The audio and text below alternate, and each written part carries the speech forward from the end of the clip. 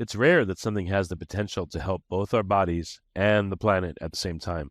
That's why I'm so excited to tell you about Oobli and sweet proteins. Did you know that protein has a sweet tooth? That's right. There are a handful of plants that grow near the equator that make fruit that produce sweet-tasting plant protein that's not sugar.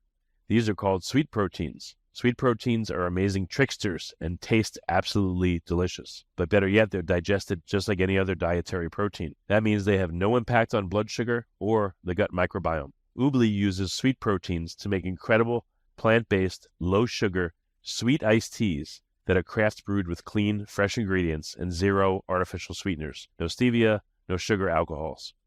With only 7 grams of sugar in an entire 16-ounce can, and that includes the fruit, you can have your sweet and sip it too. Oobli's sweet teas come in 3 delicious flavors: lemon, peach, and mango yuzu. Get 20% off your first order with the promo code GENIUS at oobli.com. GENIUS. That's the promo code at oobli.com. OOBLI.com. Before we get started, I have a quick favor. I've been self-funding the Finding Genius podcast for 5 years now. I've done over 3,000 episodes. And as you can see on YouTube, we're up over 1 million views on the channel, which is fantastic. The next thing I really want to push on is to get up to 10,000 subscribers, because once we do, we'll be able to put a donate button, and we'll be able to solicit donations to help keep the podcast running and to also get the Finding Genius Foundation moving along. We have a big project studying anxiety, depression, and PTSD, and working on a product to help people overcome these problems, because I've seen them explode recently after the last 2 years of the whole virus situation. So if you would, please subscribe to the podcast. That would help us tremendously. Give us a thumbs up, and check in the description for Buy Me a Coffee. It's about $5. If you could buy me a coffee, I'd really appreciate it. It would help keep the channel going, and I love coffee. Thank you. Forget frequently asked questions, common sense, common knowledge, or Google. How about advice from a real genius? 95% of people in any profession are good enough to be qualified and licensed. 5% go above and beyond. They become very good at what they do, but only 0.1% are real geniuses. Richard Jacobs has made it his life's mission to find them for you. He hunts down and interviews geniuses in every field: sleep science, cancer, stem cells, ketogenic diets, and more. Here come the geniuses. This is the Finding Genius Podcast with Richard Jacobs. Hello, this is Richard Jacobs with the Finding Genius Podcast, now part of the Finding Genius Foundation. I have Scott Cochran. He's the author of Your Creative Mind: How to Disrupt Your Thinking, Abandoning Your Comfort Zone, and Develop Bold New Strategies. So we're going to talk about Scott's work. Scott has been working in psychology and neuroscience for decades. He's a growth acceleration advisor to 284 C-suite leaders in 32 countries. His psychological and neuroscience methods have helped businesses achieve $54 billion in growth, which is pretty amazing. So thank you for coming, Scott. How are you doing today? I am doing absolutely wonderful, Richard. Thanks for the invitation. I really appreciate the chance to have a chat with you. Yeah, tell me a bit about your background. How did you become such a boring and uninspired person? You know, I had a mentor when I was 16 years old, and a guy named Les. Came up to my shoulders. I was 16. I wasn't that tall. He was even shorter. He was this older, gravel-voiced kind of guy that asked me what I wanted to do when I grew up. I told him I wanted to be a psychologist, and he kind of looked up at me with this really kind of confused mind and said, "Scotty, if you ever want to make a living, forget that. Study business." So I listened to Les and I studied business, and I ended up working in the stock market for about 10 years. And on a financial front, he was probably right, but it wasn't me. And I decided to take a break, take a hiatus for a couple of years and figure out what I wanted to do, who I wanted to be. Ended up in Barcelona, which is a wonderful place. I went to visit, ended up studying what I wanted to study in the beginning. I went back to school, went to study psychology and neuroscience and human behavioral sciences, and I did all my master's work there. And it was a great experience. I had some clients that were the likes of Coopers and Lybrand, some partners there, some of the big Spanish banks.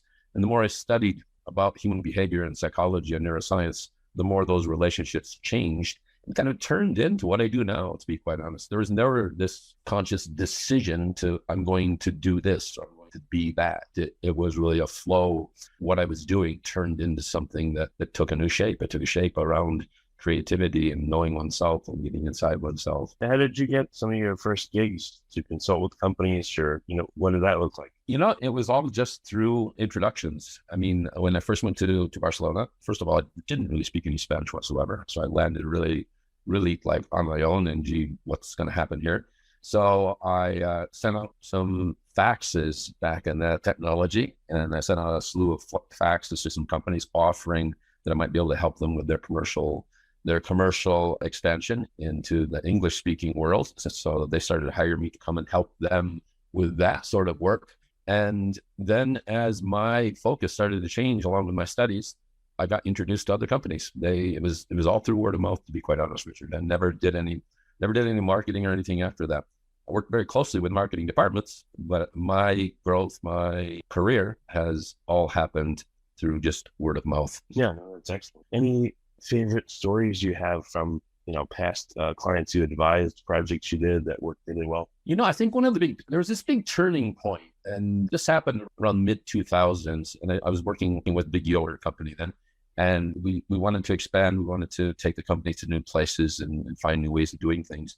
So we worked out a way to basically place ourselves in the future. And I designed a process called time machine leadership. And we started doing some time machine experiences. What that really means is going into the future to see what's there. So I think one of my favorite experiences was with a different company. And this was in the fall of 2008. And I was having a conversation with the president of the European operations. He was quite frustrated because business was frozen. It was kind of plateaued at about 8.3 billion euro. So pretty good size business, yet it was flat and profits were dwindling. He really didn't know what to do about it and was a bit frustrated. And I told him, well, what we need to do is change people's beliefs, because you know what? We act based on what our beliefs are, and it controls what we see and what we do. And he was, well, okay, that sounds great. How do we do that? And I said, well, let's have a 2011 New Year's Eve party.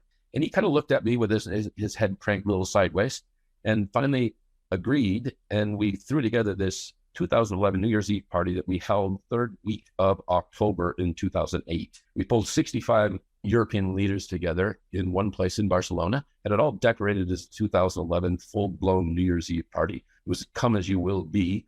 They all showed up. A good amount of them skeptical of the whole thing, of course. This particular person, this leader, gave a New Year's Eve address, toasting everybody to their wonderful success and how we had achieved 11.3 billion in revenue and 10 times the profit. But with all those celebrations, he couldn't remember what we did. So let's work together to remember. And we did that. We worked through that process. And then the following day, we stayed anchored in that future state of 11.3 billion success and what it looked like. And we looked backwards and said, how did we do it? Which is this psychological twist of the brain that just takes away those, what I refer to as those yabbits, those nasty critters that make this sound that's kind of like, yeah, but what about the funding for all this? Or yeah, but how are we going to get the clients to agree to make you to go in that direction? Or yeah, but what's going on with the economy? And we worked through that. And then everybody went home. And then the economic world kind of fell apart later in that year. We all remember what happened towards the end of 2008. And they all thought, well, gee, that was a nice exercise, kind of fun, but now let's just try to stay alive. That leader sent me on the road. I visited 16 countries around Europe. We did a mini process with those individual leadership teams in each country. And in 2011, we did 11.3 billion euro in revenue and 10 times the profit, exactly like we had visualized. Why do you think this worked, this future pacing? It really is a change in belief. There's a part of the brain that doesn't understand if something is actually happening, if it's a memory or if it's a visualization. It takes it as that, and it doesn't really discern where it's happening. And what that does is it changes what we see in the world. Richard, I don't know if you're a parent or not, but for those of us who have children, so you'll remember back when you first found out that you were going to be a father, of your first child, you first found out as you go out into the world, you start to see things differently, don't you? There are maternity shops everywhere, and there are pregnant ladies walking around the neighborhood everywhere, and there are men with baby carts. And man, where did they come from? Well, they didn't actually happen overnight. They didn't build those maternity stores for you. They were always there. All of those same men pushing the baby carts and pregnant women were around the neighborhood before. We just didn't see them because our belief system wasn't there. And what we find is the same thing happens with any other sort of visualization. So we plan a visualization and actually internalize it into a feeling, especially inside of us. It changes that sliver of reality that we see, because we really only see a sliver what's out there, a sliver of reality. So that's why when you find out you're going to be a parent, you start seeing different things there. When we create a strong visualization and live that visualization of a bold future, our brain believes it to be true at some level, and it changes, it adjusts, it modifies our reticular sensory system to see different things. We see what we need to make that come true. Most of those things were already there. We did not see them before. And now they come into our perception, and we're able to do things with. So it's kind of a magical sort of thing, but we actually create coincidences. Coincidences are nothing more than two things happening together at the same time. And we can create those. That has a lot to do with why it comes true. We all know we should be eating less sugar, but we're constantly bombarded with drinks and snacks loaded with refined sugar or alternative sweeteners like stevia or erythritol that recent studies have shown might not be as harmless as we thought. Enter Oobli, who just launched the world's first beverages to satisfy your sweet tooth with protein. Sweet proteins are nature's candy and give Oobli's brand new sweet iced teas sugar-like sweetness without the impact to your health. Get 20% off your Oobli order with the promo code GENIUS at oobli.com and try all 3 delicious craft-brewed sweet iced teas, lemon, peach, and mango yuzu. That's oobli.com, OOBLI.com, and use the code GENIUS, GENIUS. You mean you're creating future coincidences, perhaps idea and projecting out what's going to happen. Somehow in people's minds, they look for ways to make more money.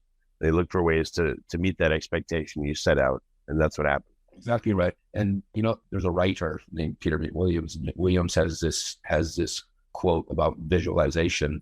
He says, to visualize is to create visual lies. And visual lies have a strange way of coming true.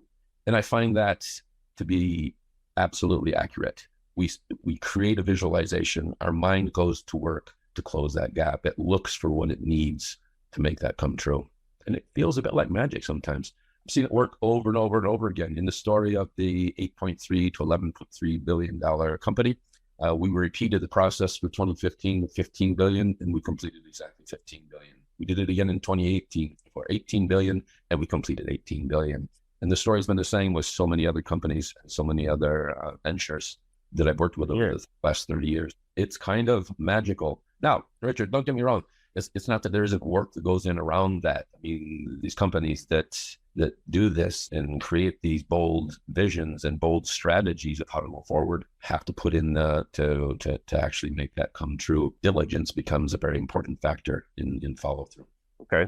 So you've done this with multiple companies, and the future pacing seems to work how often? I guess more importantly, what are the psychological stumbling blocks that your training has helped you to help people overcome? I would guess that you get fear, reservation, hesitation. I don't know about this kind of stuff. How do you overcome that when you work with a client? You know, what's interesting, you're absolutely right. There's about 1/3 of any given set of executives in the room that have that, let's call it skepticism. And sometimes, and it doesn't always set in as fear, but it is skepticism. And in the end, what I've discovered is that it really doesn't matter. What we do to get around that is gamify it in such a way and just at least get them on board to play the game. And you know what? If they don't believe it, that it will really do anything or make anything different, doesn't seem to matter. It happens anyways, because you know what? What we're doing in having them go there and be there and reside in that future state, their brain is there. And whether they like it or not, their brain starts to look for things different that they didn't see before that can make that come true. So curiously enough, it was one of my fears. Like, man, these people, you know, there's so many that they're skeptical. They don't believe it. They're not buying into it.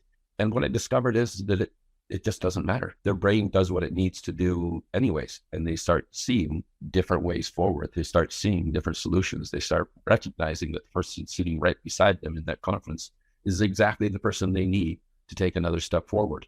And it comes true anyway, in spite of their skepticism. Well, I mean, if they have skepticism, I would think most consultants, good or bad, the companies that hire them, at some point, they balk, or they say, I just don't know. And they either slow down the process, or maybe they get so concerned that they kill it. Have you had that happen? Or you're just able to keep people going in such a positive way that you overcome the hesitations? It would be an exaggeration to say that every Every case is a successful case. The ones that are successful are the ones that are diligent in the follow through and actually taking the steps that they have agreed upon. The ones that go through the process, maybe set a bold vision, and then do get distracted or do not follow through on it. Don't continue to take the steps of engaging the rest of the organization in those forward-looking, the future-paced forward-looking plans. It doesn't work, of course. Kind of stay where they're at or go in a different direction. The majority of the companies that I work with follow through, and I stay there and I help them, and I work with them in individual consultations and team consultations. I help them push it down into the organization to start changing the beliefs and the actions of the organization as a whole. So it is being there and keeping them believing and moving in that direction. So what have you learned about the art of follow through? What elements of it are necessary in order to make it work? It has to be something that's, this is going to sound strange perhaps, it has to be something that's fun. Positioning everything as hard work is just less effective. So we want creativity, we want innovation, we want to get the best out of people. You've got to be in that right mindset of fun, for lack of a better word. We need the levels of serotonin high, we need dopamine and pumped up there. We need to open up all those creative channels and to continue engagement with them. Let's face it, they have to enjoy the project, they have to enjoy the process. They have to be looking forward to meeting and coming together and taking another step forward. So when I'm with people, hopefully it's a joyful kind of experience. It's a growth experience. There are aha moments. And so creating that becomes highly important to keep people engaged and keep them moving and keep them taking the next steps. Well, what do you do if you pitched to the C-suite and they're excited about it, and now when they go to management and the whole thing's supposed to trickle down, everyone's like, oh God, another project. I don't want to do this. How do you align the whole organization? Do you ever get that, or you don't have that problem? Oh yeah, I mean, all the time, and that's why communication becomes so important. It's a great question, and you're spot on. I mean, organizations when you get down into the staff, they get fearful of it's another project, and here we go again. And that's why the storytelling becomes so very, very important. As part of the process, that vision needs to be rolled out in a compelling sort of way that's exciting, it's inspiring, it's aspirational, and the steps going forward have to have that same sort of feel to it. And what becomes really important, Richard, is engaging the next levels in the organization in the process itself. It's not a question of the senior lead team coming up with all the answers, all the direction, and telling people what to do. It's coming up with the inspiring vision, the big steps to get there, and engaging the rest of the organization to help build it, to co-own it, to really to take part in it. That is vitally important for success. And, it's a co-building kind of process that we want to undertake there. And if people can feel like they're co-building the change that's taking place, the direction where we're going forward, they're co-owners of what's happening, then a lot of that fear disappears because they're part of it and they're helping create it and they're listened to. It's not that every idea that they might put on the table needs to be accepted or not, but it needs to be listened to, and they need to become co-builders of this future that we're building together. Now, any again, psychological tricks to do that? How do you get people involved in an organization? Let's say it hasn't happened before and they're scared of what will happen, with this new project or this new plan, or they've been working with their way for so long, and now all of a sudden the bosses are excited and they're like, okay, what do we do? But again, they're hesitant. The beginning has to start with the boss themselves. So that boss needs to be willing to step out and open up and share in an authentic sort of way. This is the direction we want to go. This is the vision we can see for ourselves. Let's engage with that. And we need your help in building how do we go there? How do we get there? What does it really mean? When the boss plays that role, that willingness to be vulnerable, to step up to the rest of the team and share that and engage them in how to get there and what to do, a lot of that fear dissipates. It becomes this collaborative venture as opposed to a directive of go do this and don't be scared, it's all going to work out. That's scary, but actually building it together is less scary. Change also always shakes people up a bit. They say that the only person that likes change is a wet baby, and I don't know, maybe that's true, but none of us might like it. But the change that we can all engage in better than other change is change that we are helping create. Having change pushed upon us is always difficult. Being part of change and helping create change is an entirely different venture. So That makes sense. yeah. Oh, keep going, please. No, I was just going to say, so that becomes an intricate part of the process of engaging those people. And sometimes it's curious, Richard. Sometimes it's coaching the leaders to not do too much, because there's a tendency of some leaders to want to plan the whole thing out, to have all the answers, to just unveil the finished project. And I coach them not to do that. Bring other people, invite them into that co-building process and listen, because you know what? We all have the best idea. Well, the problem is it's our best idea. It may not be the best idea. That process of collaboration, coming out of listening, engaging people, basically implementing this co-building kind of environment solves so much of that. Okay. Well, what are the typical avatars of people that you see in business? Like, you're the creative guy, you know, all the energy, all the ideas. What are the other avatars that you see, again, that are common in business? How do you harness them to work on a project and not obfuscate it? There are all kinds of different characters, different personalities we find in business. Yeah, there is. I mean, sometimes we equate them to the 4 elements of earth, fire, water, and air. And you can see that in people, just to put some kind of framework around it. So this fiery ideas, energy bursting out, that's that fire personality. And they bring change, and they have ideas, and they're explosive, and their passion shows through. And we need people like that. And then you have the more thoughtful type, the air kind of personality. They're usually highly, highly intelligent people. And when you ask them a question, they'll usually pause a little bit and kind of look up to the right corner of the room or to the left corner of the room and contemplate for a few seconds or maybe a minute, and then come back with a well thought out response. That's that air person. And we need to make room for those people. We can't expect them to give that quick answer that we'd expect from a fire-based kind of person. And then we have the earth types that are well planted, rounded, they're solid. They can resist change a little bit sometimes, but we need them because of that stability is there. So there's a different conversation that can take place there. Once we get them on with complete buy-in towards where we're going, they're an amazing asset to the whole thing because they're solid, they're planted in it. You can't push them over. And the water personalities is people that they'll move, they'll help people collaborate, they'll listen to what's going on. It's like water flowing through the mountain. It follows the path. And they're actually really good at helping people come together, at building collaboration. So recognizing where people are, and we end up with, that's a very simplified version of people's personalities.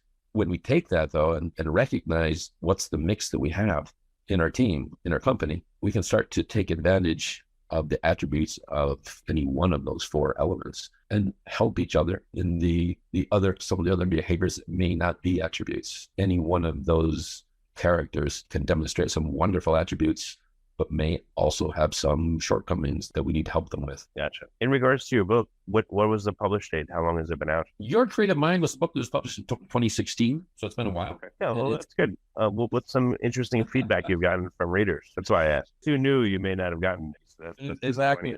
No, Your Creative Mind is a book collection of what we could consider standalone chapters. And what I get from people is that it opens up a different way of thinking that they can have around things. And they don't have to actually sit down and read the book from cover to cover. So it's not like a storyline book. My previous book, Time Machine Leadership, is a book that you would read from front to back. It's sequential. Your Creative Mind is a collection of standalone chapters that introduce people to different ways of thinking, to how do I harness disruptive thinking? How do I accelerate creativity or engage in thinking processes that'll be disruptive and take me out of my normal way of thinking? Because, when we think about things, when we try to solve problems, so many times our mind wants to go down those same neuronal paths that we use for everything. And it's like trying to solve a problem the same way we've always solved every other problem all the time, and we get the same kind of solutions. And they stop working sometimes. So we need ways to break into some new ground, to go down a different road, to disrupt the mind into a new way of thinking. So Your Creative Mind is that collection of chapters is based on experiences that I've had with clients over that 25 kind of year period prior to the book. And so the feedback is that it's really interesting for them because pick a chapter, depending on what's going on, and it's practical. It gives them something that they can actually do. And that's something I really insist on in everything I do, to tell you the truth, Richard. Is it's got to be practical. It's really nice to help people, live a better life and have a greater level of well-being and enjoy things better.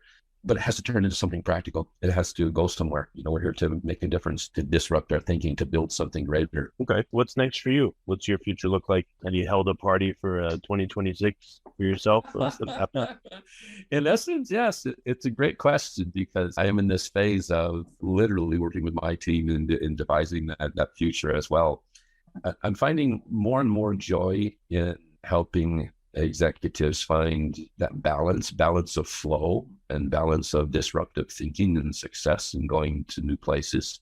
So it's something that's gaining more and more energy. We just finished last Wednesday, Thursday, Friday, and Saturday morning a Mastermind Retreat with a few executives. And these are something that I'd like to continue to do. And they're private Mastermind Retreats where we just invite 6 or 8 high-level executives to come together. We assure they don't work for the same company, so we want people of different backgrounds that ideally don't know too much about each other coming into it. And the work is really well balanced between knowing and developing my inner self to a greater level, increasing my own sense of well-being, and taking a look at some of the challenges, some of the opportunities that make them support new thinking models, disruptive thinking models about how to get there.